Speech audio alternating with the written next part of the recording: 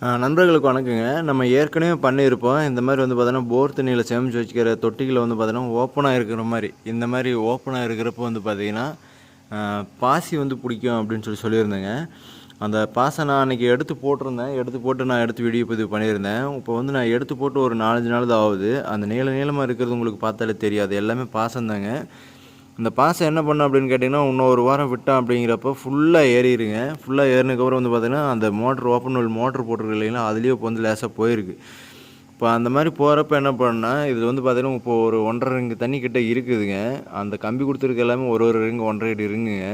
இதில கிட்டத்தட்ட இப்போ வந்து பார்த்தீங்கன்னா, 1 1/2 to 2 அடி தண்ணி இருக்குது. இது ஒரு 1/2 அடி 3/4 அடி ஆனதுக்கப்புறம் இந்த தண்ணி மூஞ்சதுக்கப்புறம் வந்து பார்த்தீங்கன்னா, இந்த பாசத்தெல்லாம் எடுத்து மேலே போட்டோம் அப்படின்னா, இது வந்து அதிகமாக பரவுறத தடுக்கலாங்க. இல்ல அப்படின்னா மோட்டர்ல தண்ணி மூழ்காது. மேக்ஸிமம் வந்து பார்த்தீங்கன்னா, தண்ணியே எடுக்காத அளவுக்கு கூட வந்து பார்த்தீங்கன்னா, மோட்டர் ஆயிருங்க. அத கண்டிப்பா நீங்க பார்த்து வாரம் வாரம் எடுத்துக்கிற மாரி பார்த்துக்கணுங்க.